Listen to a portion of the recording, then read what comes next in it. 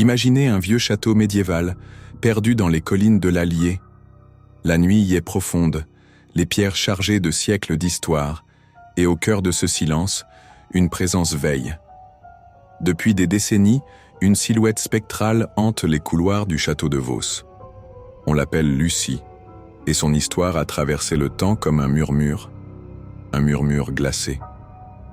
Dans cette vidéo, plongée dans l'un des plus célèbres cas de hantise de France, avec témoignages, faits historiques et événements troublants captés en direct, et si cette vidéo vous plaît, laissez un like et abonnez-vous pour plus de contenu.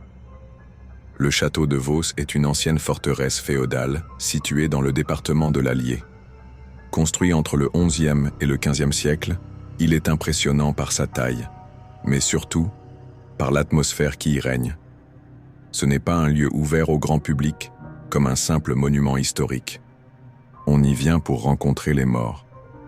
Tout commence avec l'histoire tragique de Lucie, une jeune servante du XVIIe siècle, belle, discrète, douce et amoureuse. Hélas, son cœur s'était tourné vers un noble promis à une autre. Jalouse, la maîtresse du château l'aurait enfermée dans une tour pour la punir. Les jours sont passés, puis les semaines. Lucie est morte seule, abandonnée, dans l'ombre d'un oubli cruel. Et depuis ce jour, elle ne serait jamais vraiment partie. Des siècles plus tard, au XXe siècle, le château est racheté par un homme du nom de Jean-Baptiste Tournier. Passionné par les lieux chargés d'histoire, il s'y installe, et les phénomènes étranges ne tardent pas. La température chute brutalement sans raison. Des pas résonnent dans les couloirs vides, les portes s'ouvrent, toutes seules. Et surtout, on commence à voir une silhouette vêtue de blanc qui apparaît toujours dans la même tour, celle où Lucie aurait péri. Mais le plus fascinant, c'est qu'en 1984, l'émission de télévision Les Dossiers de l'étrange filme sur place et capture en direct l'apparition du fantôme. Le caméraman, les journalistes, les invités, tous sont témoins de cette lueur étrange qui prend forme devant leurs yeux. La vidéo a fait le tour de la France. Pas de trucage apparent, juste cette forme, diaphane, dans un silence absolu. Depuis, plusieurs enquêteurs du paranormal, des médiums, des journalistes et même des scientifiques se sont succédés au château.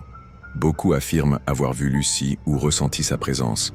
Les capteurs de mouvement se déclenchent sans personne. Les batteries se vident instantanément. Des voix enregistrées murmurent des prénoms que personne ne connaît. Et cette phrase, répétée encore et encore, captée par différents appareils, « Je suis là ». Alors, mythe local ou vraie hantise? Les plus sceptiques parlent d'hallucination collective ou de l'influence du décor médiéval. Mais les faits s'accumulent et les témoignages se ressemblent. Ce qui trouble, c'est la régularité des phénomènes et surtout le calme presque mélancolique qui accompagne cette entité. Lucie n'est pas une présence malveillante. Elle semble triste, perdue, une âme en attente.